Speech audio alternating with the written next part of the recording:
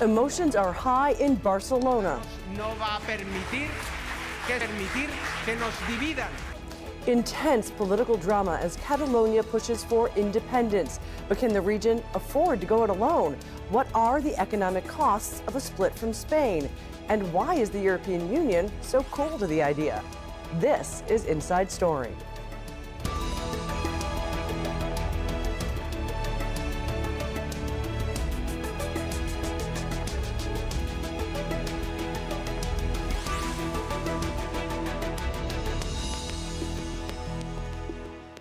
Hello and welcome. I'm Patty Culhane. Events are moving quickly in both Madrid and Barcelona. The political situation has been confusing, but this much is certain. Catalonia's drive for independence has already had an impact on the region's economy.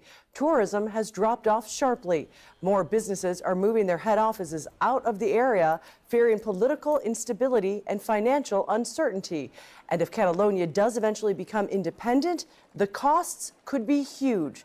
We begin with Al Jazeera's Andrew Simmons, who's in Barcelona. Here in the regional parliament in Barcelona, with so much emphasis on the political crisis and the risks of social unrest, many businesses right across the region are getting worried that there may be neglect on the economy with the political developments. The figures don't read well. 1,600 companies have moved their registrations out of Catalonia since October. And it doesn't stop there. The banks are following suit. The economic growth outlook for the whole of the country has been reviewed downwards for Spain for 2018 because of social unrest in this region. And also, there are reports that the tourist industry is slumping since the referendum took place. There is one estimate from one tourism agency that the figures are 15% down. Just to give you an idea, a 20% decline in the tourism industry would really hurt. More than €1 billion would be lost if that took place. And so everyone is now really concerned about whether or not the EU position could actually damage things even more. If they lose the euro here, that will be a colossal blow. There is, we understand, some form of think tank in place of economists looking at the whole regional picture in terms of what happens in secession, but many businesses say hard times are going to be ahead, not just across the political divide and the security divide, but particularly with the economy. So let's bring in our guests. In Brussels, we have Peter Klepp, the head of the Brussels office of Open Europe. In Barcelona, we have Sonia Anduls, a lecturer at the University of Barcelona. And in Dublin, via Skype, Michael Keating, professor of the University of Aberdeen and the author of the book, The Independence of Scotland. Welcome to you all. Sonia, I want to start with you since you're there in the heart of it. We just heard those statistics from Andrew Simmons. They sound terrifying. Have you seen the impact on the ground? Is the economy suffering? It is. That's what it looks like. We're just seeing many MPs already leaving the parliament in a runaway. First, it was for the parties that have left the parliament room, which are the opposition parties.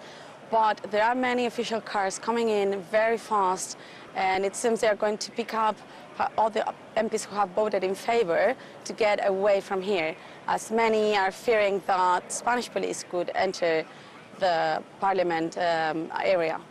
Peter, let me ask you this. We know that it would cost Catalonia if they took this step and tried to secede from Spain. What would the impact be on Spain and broader Europe? Well, of course, on the short term, these kind of disruptions are very costly. You could make a case that an independent Catalonia could very well survive. It's bigger than many EU member states. Of course, more competition in taxation in Europe, in regulation on the long term is a good thing. But of course, a very important condition for independence and secession to be an economic success is that it happens peacefully. And that's not clear at all at the moment. Unfortunately, it looks like both sides are boxing themselves into more extremist positions. And that's very worrying, frankly. Michael, I wanted to ask you this because there was one study by the Dutch bank ING that the financial impacts of this movement, if it is successful, would far eclipse even the dire forecasts we're hearing on Brexit. You've studied these independence movements. Are they that costly?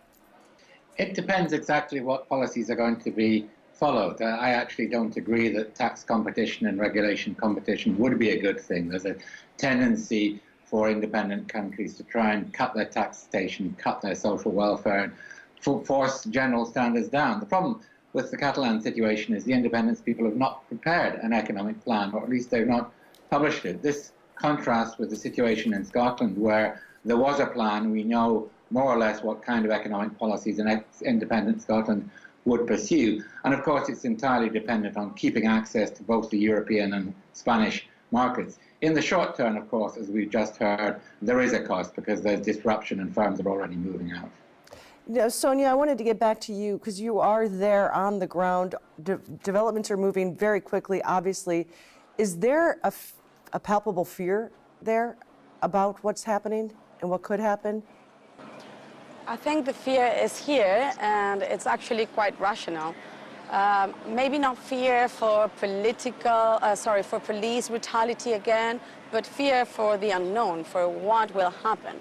When you begin a secessionist movement without the state's allowance, which has been the case here, everything is uncertain and no one knows what is going to happen.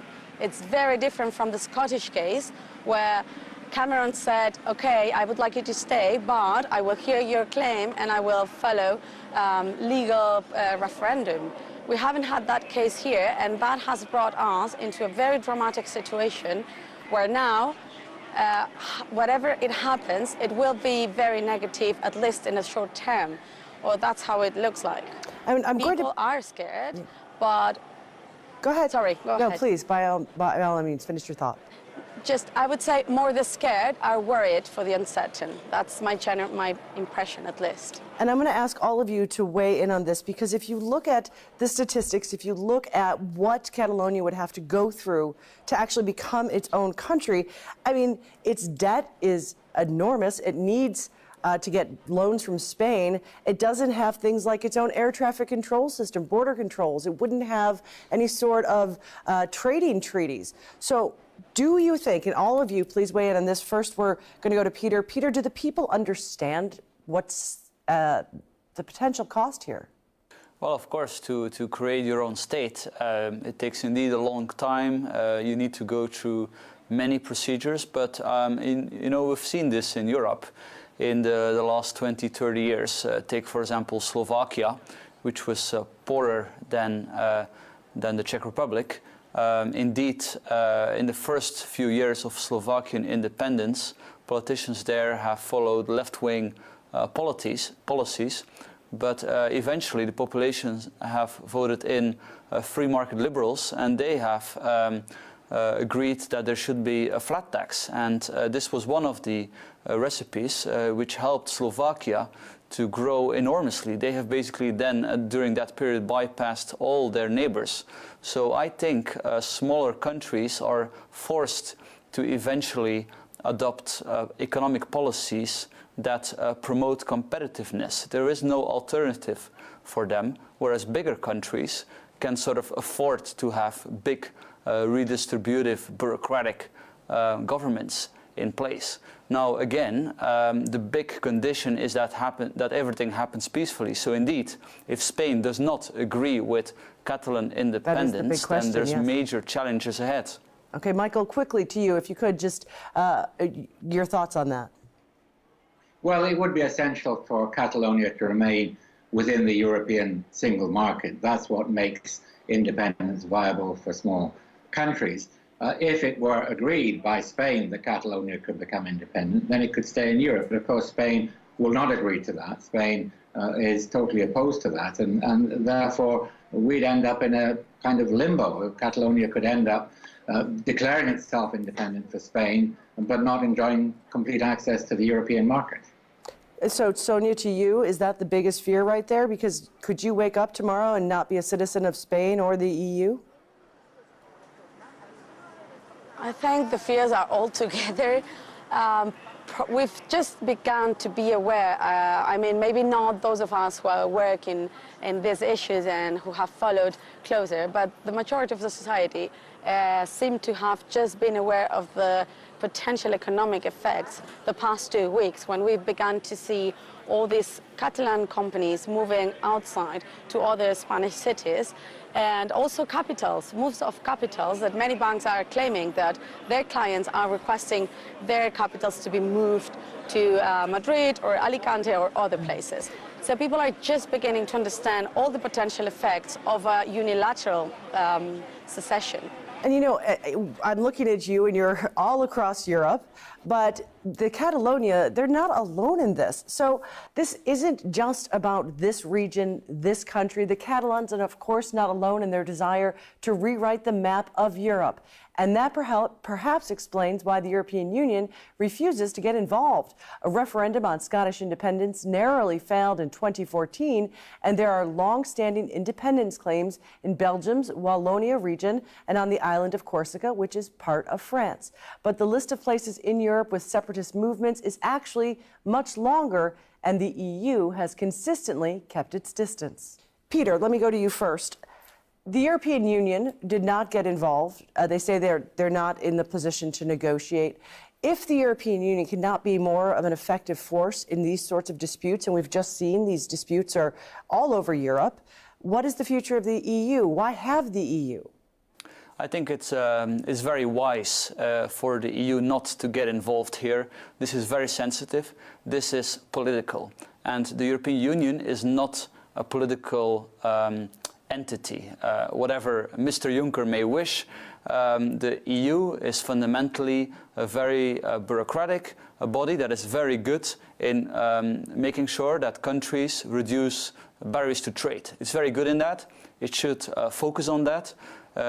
Every time it gets involved in politics, things go wrong. Now, that said, I don't think it would be a bad idea for the leaders of European governments to express their opinion. And indeed, the Belgian Prime Minister has been very outspoken that there should be dialogue, whatever happens with Catalonia and Spain, that they should have a dialogue, that this should not be allowed to escalate in any way. Sonia, you made a face there. It looks like you want to respond to that.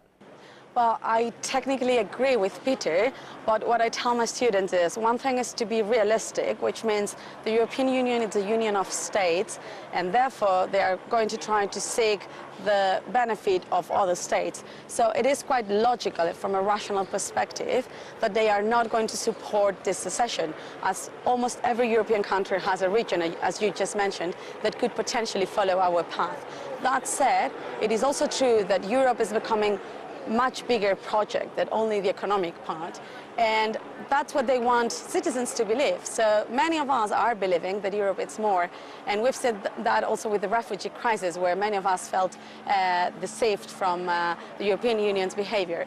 So many in Catalonia that feel very European are claiming maybe not to take positions, but to at least enforce dialogue somehow, or to really ask the Spanish government to be more open, flexible, because even if you just want to go through the legal and very, very, very strict structure, you do have a problem here that it's not going to be solved just by imposing law or imposing police force.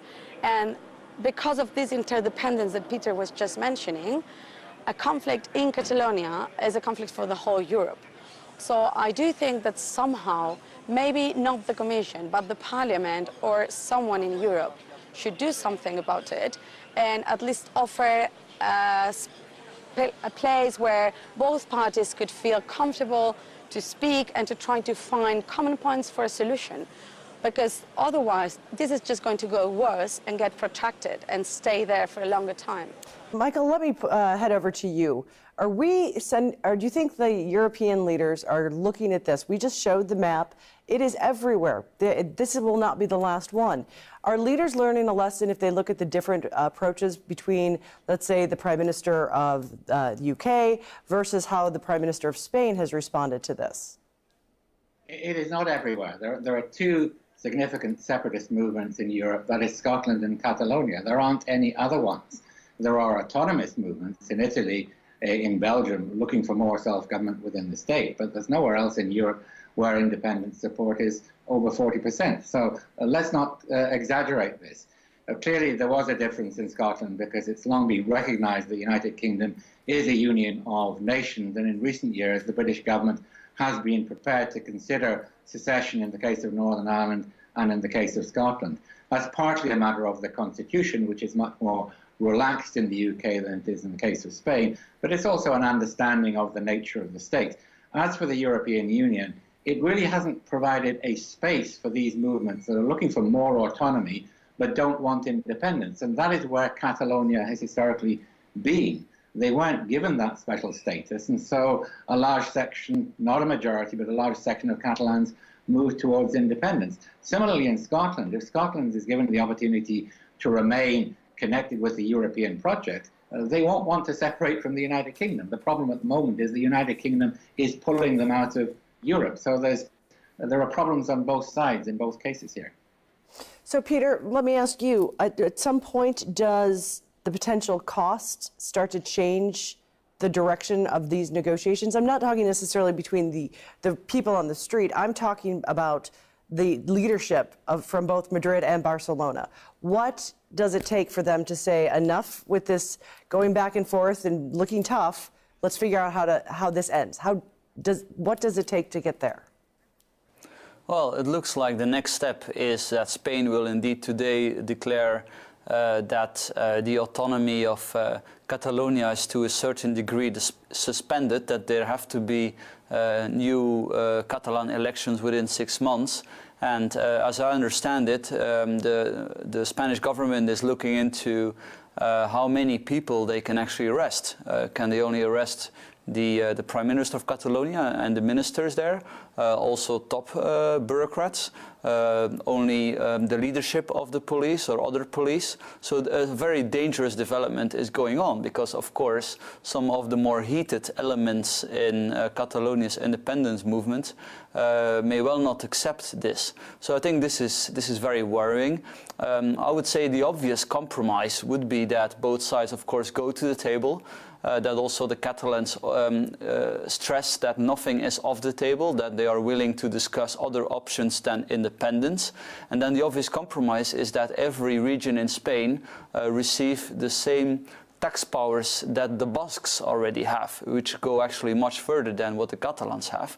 And there's no reason why other Spanish regions should also not get these tax power. So I would think this is the most clean and reasonable compromise, but I'm not sure how many people in Spain would, and in Catalonia, by the way, would agree with that. Sonia, do you think that's even remotely possible? I'm agreeing with Peter this time.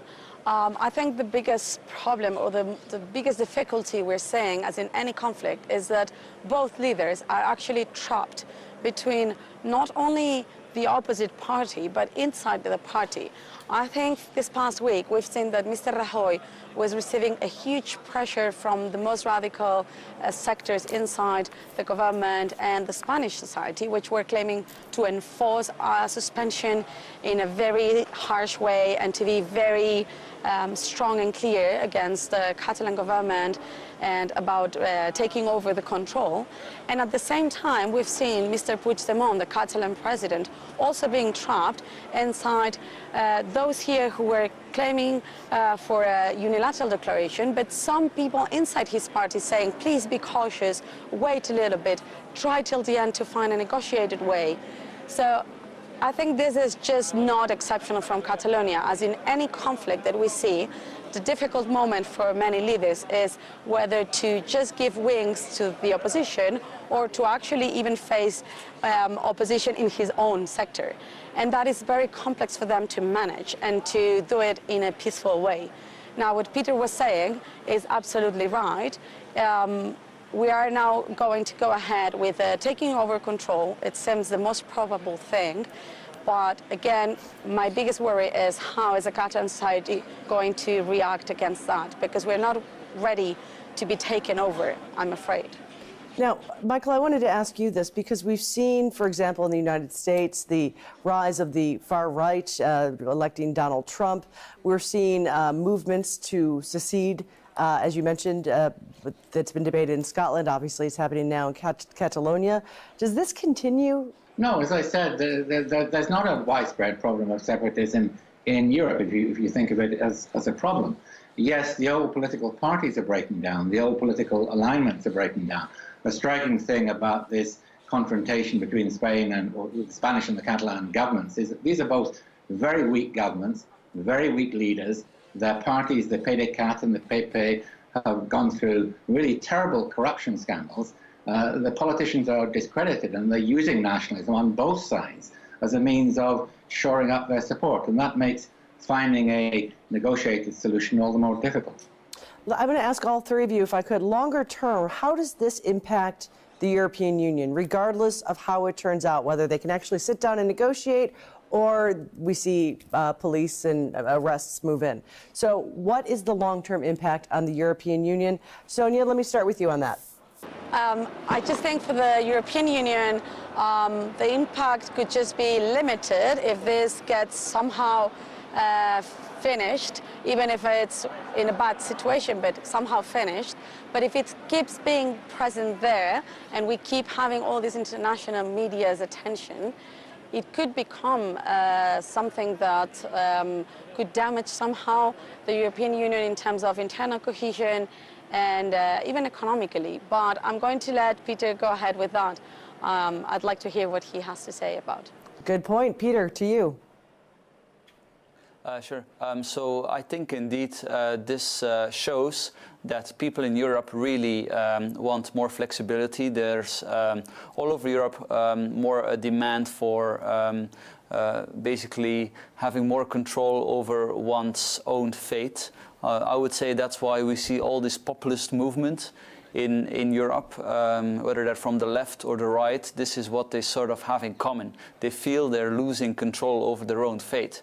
And indeed also the Catalan, the Scottish independence movements, they of course have always existed, but in the last 10 years they've become much more popular. And again, if we wonder how to deal with that, I think we have to look at Switzerland. Switzerland is a country where there's a lot of decentralization, where the decentralized entities, the cantons, can decide over a taxation policy to a much larger extent than what is the case elsewhere. So, and this really helps to keep Switzerland together. Nobody in Switzerland wants to sort of secede from the country, because the country allows a lot of flexibility. People are generally happy with how Switzerland is.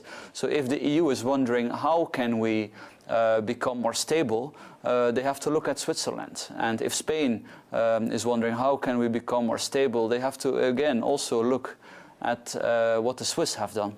Michael, last question of the show is to you. Do you have any hope that these leaders would give up some of that all-important power throughout Europe? I mean, leaders don't tend to happily give up what they control.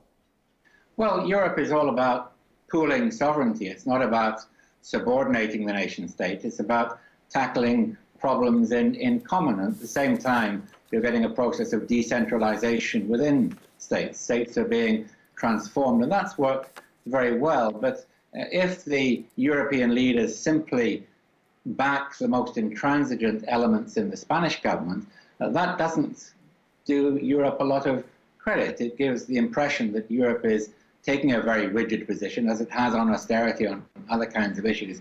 And that could weaken support for the European project in the long run if it's insensitive to these kinds of demands for more local control over people's affairs. This has been very informative. I want to thank my guests, Peter Klepp, Sonia Andols, and Michael Keating. Very interesting times, and we shall see what happens. Thank you all so much for joining us. And thank you for watching. You can see this program again anytime by visiting our website, aljazeera.com. And for further discussion, go to our Facebook page. That's facebook.com/AJ Inside Story. You can also join the conversation on Twitter. Our handle is @AJ Inside Story. From me, Patty Culhane, and the whole team, bye for now.